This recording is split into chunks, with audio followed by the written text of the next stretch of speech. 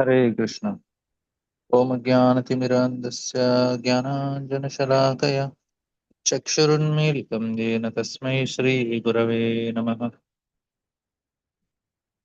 नमो विष्णुपादाय कृष्णपृष्ठाय भूतले श्रीमते भक्तिवेदान्तस्वामीति नामिने। नमस्ते सारस्वते देवे गौरवाणि प्रचारिणे निर्विशेषशून्यवादी पाश्चात्यदेशतारिणे। जय श्री कृष्ण चैतन्य प्रभु नित्यानंद यद्वैत गदाधर श्रीवासदि गौरभक्तविंद। हरे कृष्ण कृष्ण कृष्ण हरे हरे, हरे Ram Ram Ram Hare Hare. So I will explain the purpose of sixth canto. I will not be able to share the screen because laptop is not charged. But I thought I'll share some things because sixth canto Srimad Bhagavatam establishes the supremacy of bhakti over other paths of self-realization because bhakti is Lord's own internal potency. It shares his ontological status, self-manifest, self-sufficient, and independent. So these are the ontological status of the Lord: self-manifest, self-sufficient, and independent of external conditions in a way no other process can claim. So it's a most direct route to the Supreme Lord. Like now, we'll try to understand the other understandings, like two functions of Maya, how she clouds the intelligence, why material happiness is a at best a second class pleasure, and since anything with the beginning also has an end. So we'll try to understand some of these things which sixth canto is trying to help us analyze. So we will see some. I will try to tell some of the things which are given in sixth canto. So, like, first question is, if chanting the holy name is so easily grants the highest good, why do Vedas prescribe so many elaborate rich rites, and why do those rites attract people at all? So even Krishna is telling that Vedasya sarvaira hame vavedyo. So now unreasonable person, however, are drawn to the pomp of the Vedic sacrifices at the expense. Now, why is this? How is this happening? Why people get attracted to those things? So the especially, so we'll try to understand this one aspect because in this world now we are offered very countless paths, each claiming uh, finality. That means they say that this is the highest thing which we are going to get. So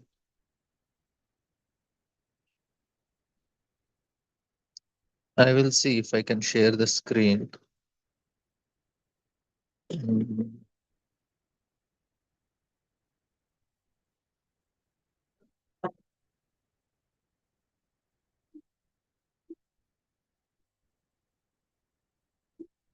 oh, actually, I don't have that facility.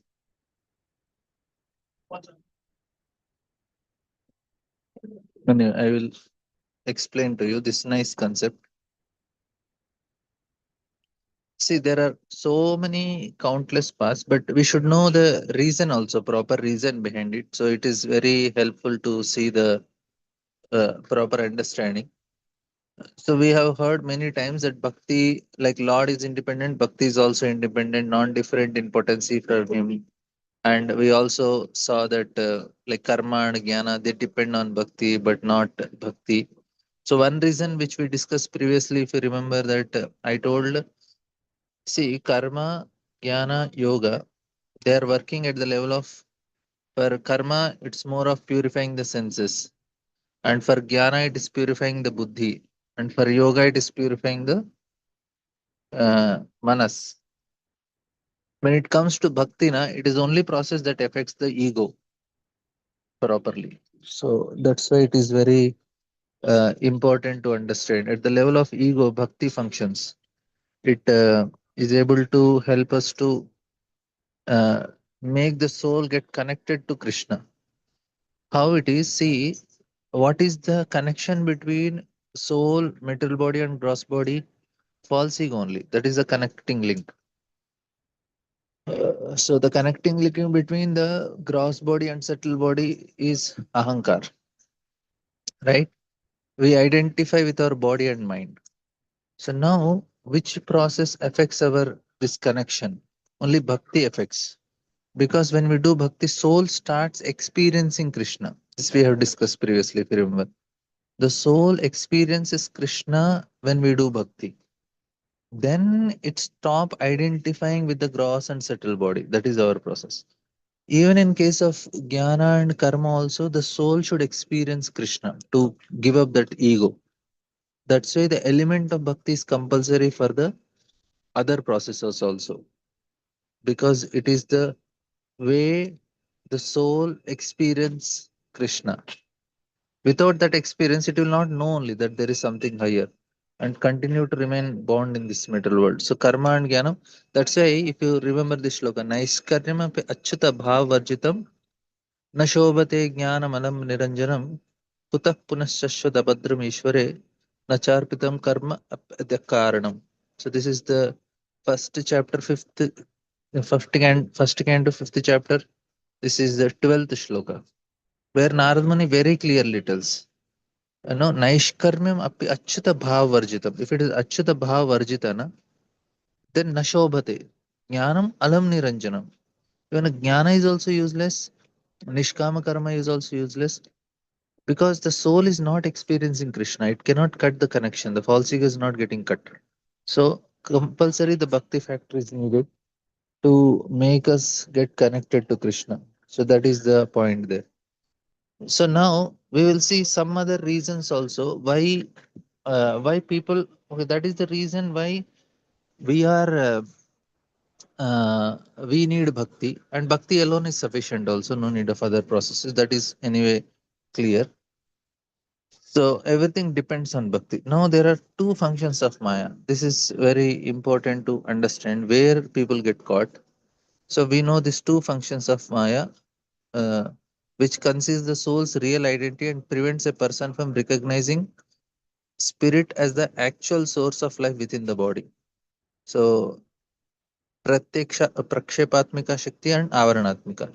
So in prakshepatmika, first avaranatmika. Avaranatmika is actually the covering function, which conceals the soul's real identity and prevents a person from recognizing spirit as an actual source of life within the body. So this is covering energy, which covers, which prevents. But that is avarana. Prakshepatmika is the projecting function, which throws consciousness into material body. This is where the problem comes for us. So where we have to clearly understand what is this prakshepatmika shakti. This is projecting function. One is a covering function. This is a projecting function. Projecting function, it throws the soul into the,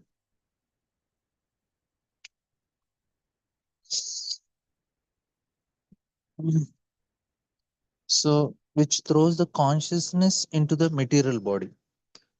So uh, one identifies with the body and becomes correspondingly self-centered, thinks a little besides one's own comfort and continues. Now, this is the second function. A person, when he is in the second, like because of the second function only, when a person hears Vedas, he gets attracted to the promises. Oh, it's a good ritual. If you perform correctly, it will give a, I'll get good sons, I'll get good husband, I'll get good wife. I know I'll have comfortable, I'll live comfortably until death. So this is actually what captivates. Forgetting that death comes regardless and that whatever begins must end. Now, but Krishna tells that this is a second class. You understood, no? This Prakshepatmika Shakti is projecting our consciousness onto matter.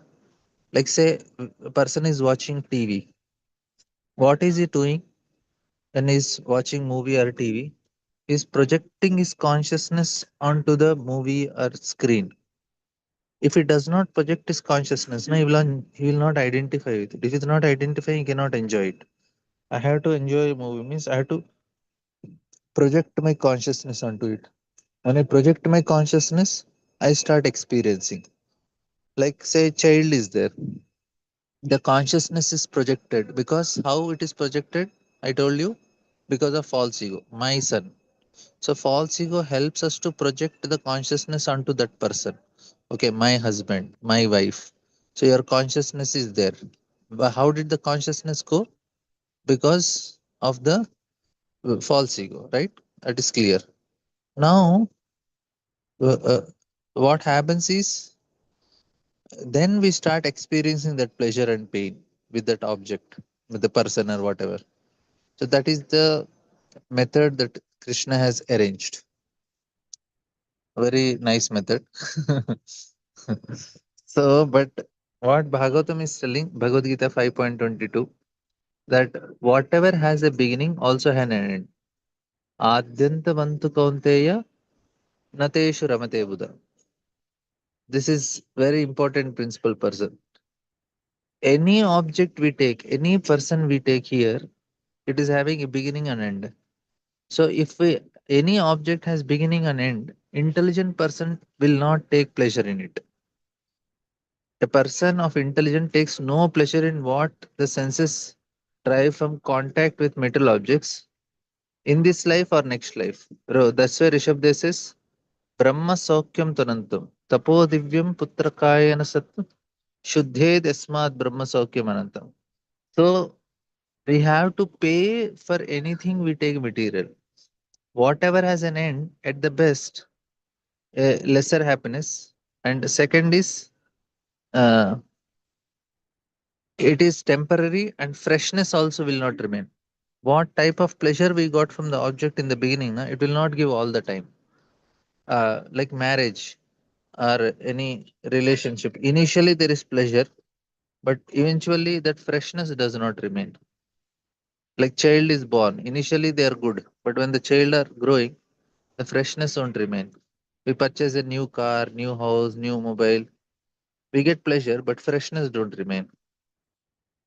So because true freshness by identification cannot be qualified. So that is the point. And second is the Vedas made Arthavad or a confused mind. So second understanding, first we told is why people get attracted is they're projecting the consciousness onto the matter, and because of which whenever Vedas give some promise, they get carried away with it. Oh, this is going to give me some more things from the matter.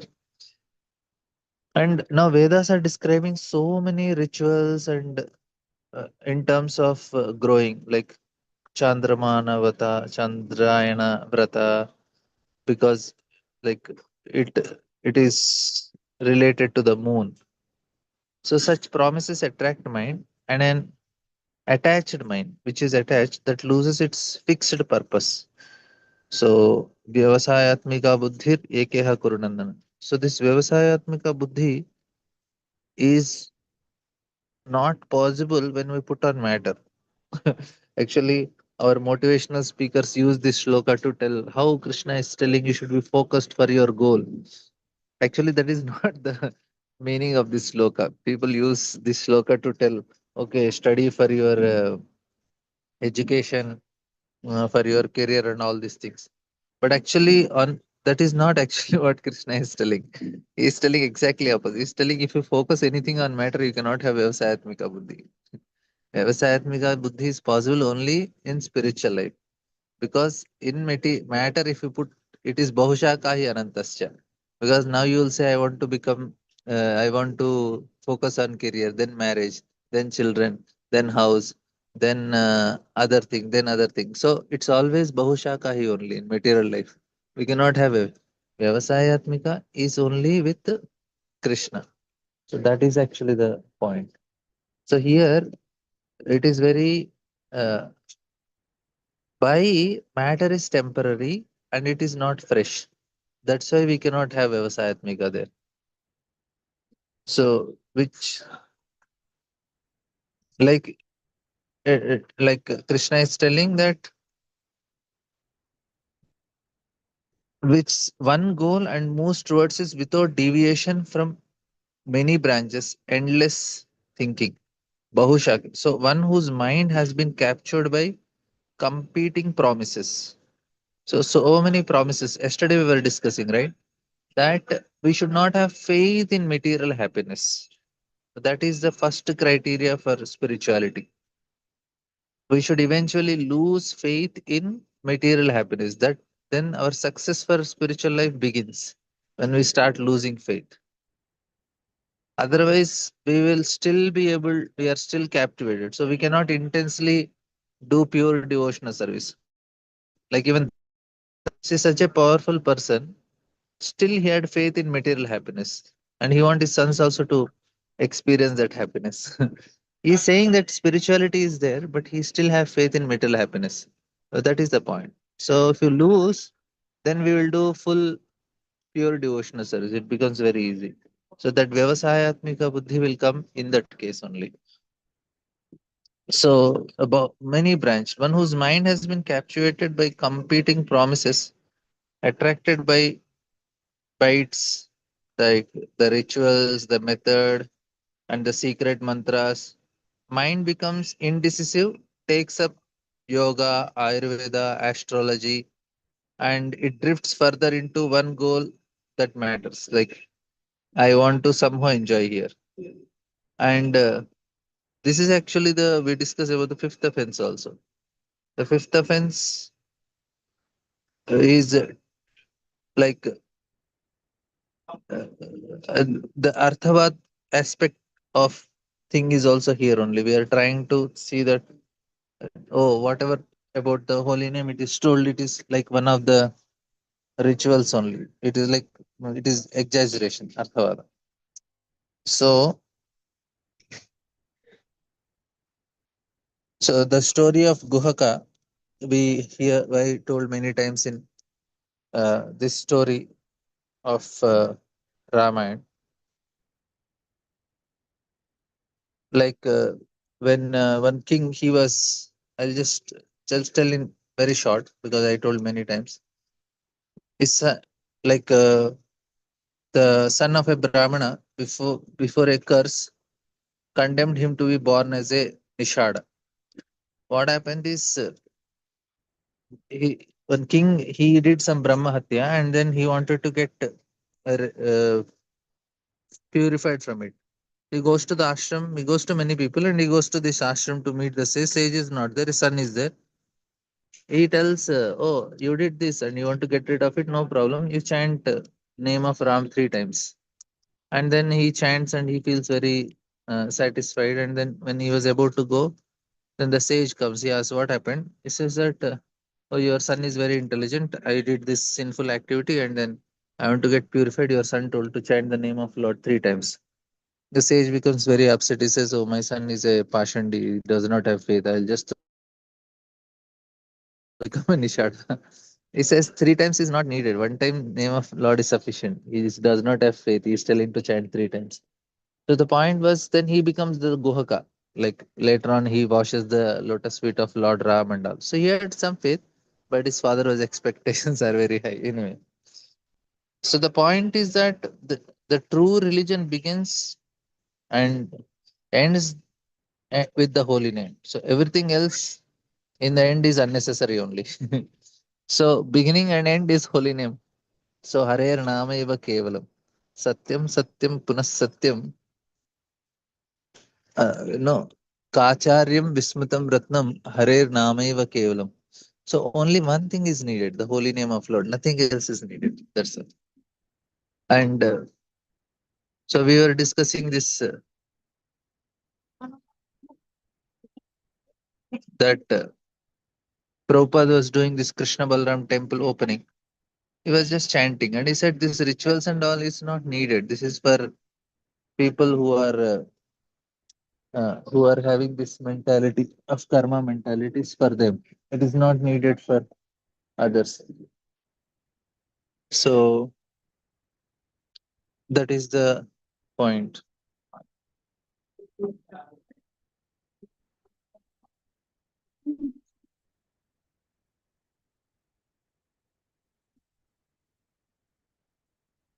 And Bhakti Sandarbhana, Jiva Goswami, he cites a verse from 10th canto. He says, even one who reaches a degree of perfection by another path, but does so without regard for the Supreme Lord, will eventually fall. Enne Aravindaksha Muktamana is for this only. If he does not have bhakti aspect, then only he will fall. This sloka we always tell, Enno Aravindaksha Muktamana, Tvayasta Bhava Abhishuddha Buddhaya. So he supports with, like Jiva Goswami says that in Skanda Puran, he says, a person who had mastered the Vedas became free of ignorance and even of karma. Yet, who encountering the uh, Rath Yatra in Puri turns away towards the ocean instead of honoring the Lord, will still take birth as a Brahmarakshas in next life. So this fellow, he mastered everything, but instead of attending Rath Yatra, he went to the ocean and he became Brahmarakshasa. So Jiva Goswami explains that are Vimukta Manina. They merely imagine themselves liberated. If that means we were discussing na, uh, that Naishkarma of Achyuta Bhava Varjitam, if it is not connected to Krishna. So the sixth canto, first section is about this only. All the rituals and all.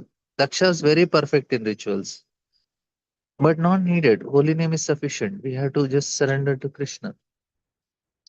And now another important thing, harmonizing Nam Sankirtan and Archana.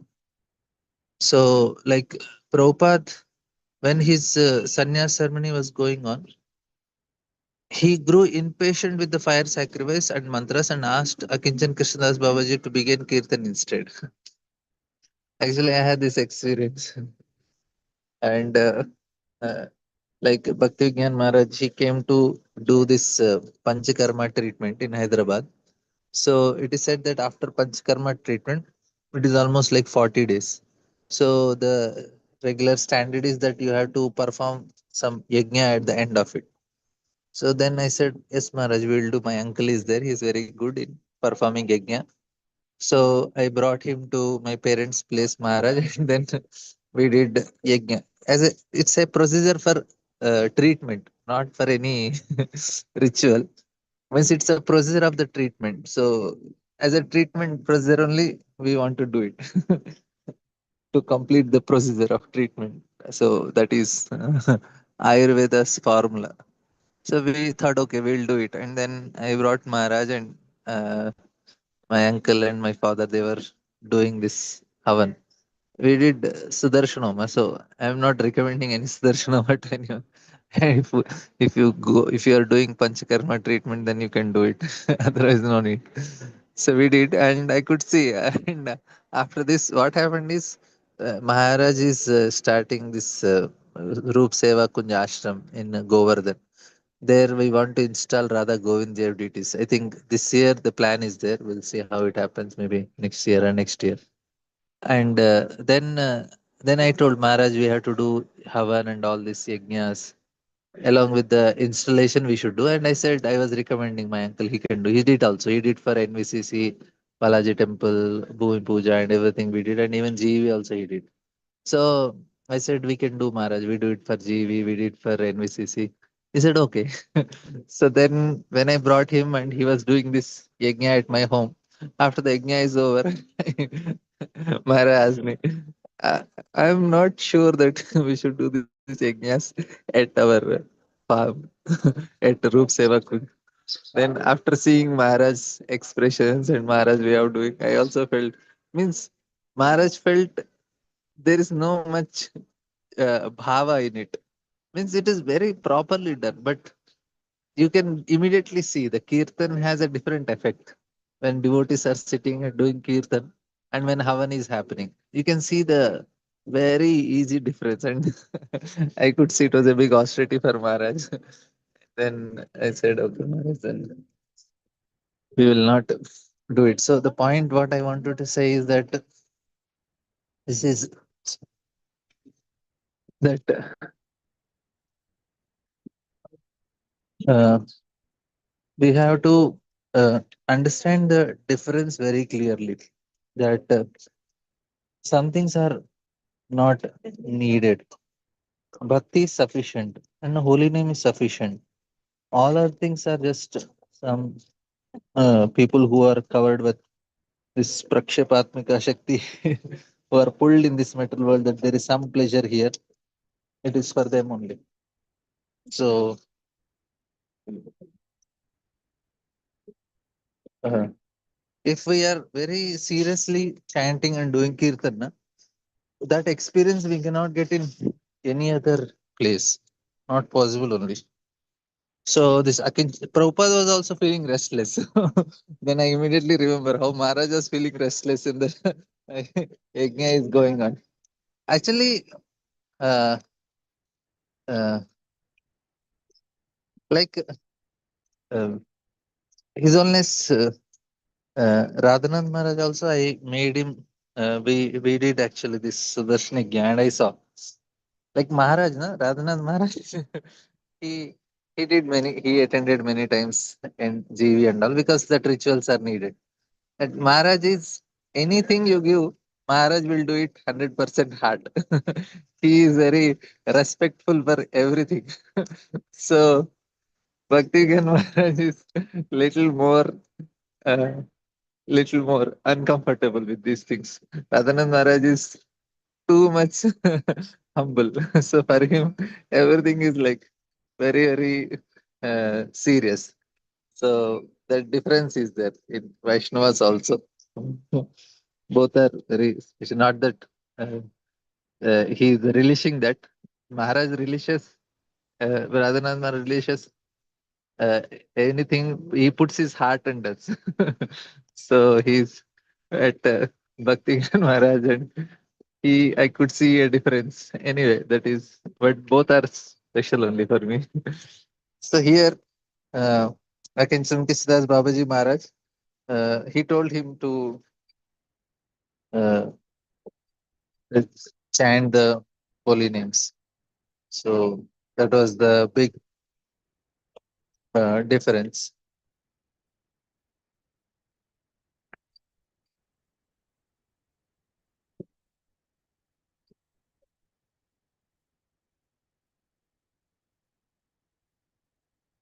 Okay. Agra. 32 sequence sir आपका seat change हुआ 4E पे बैठिए ठीक है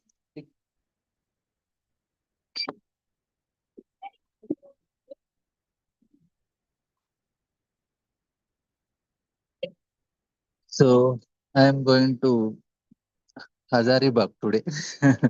I generally go to there, have some preaching programs.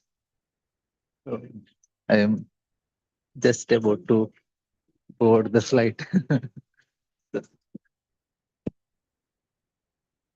So the point what I want to tell is that rituals, na, it won't work to change our ego. That is the main thing. That will only reinforce the ego, and that's what happened to Daksha also. And yes, thank you very much. I think I should end, otherwise it will cause inconvenience for the co-passengers.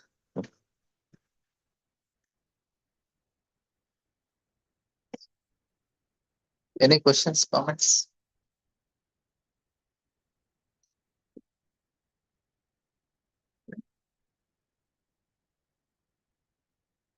Yeah, yeah. No screen sharing because I'm in my mobile. Somehow my mobile don't have that facility. If somebody has any questions, I can answer. I think I still have 2 3 minutes. There is a big queue here.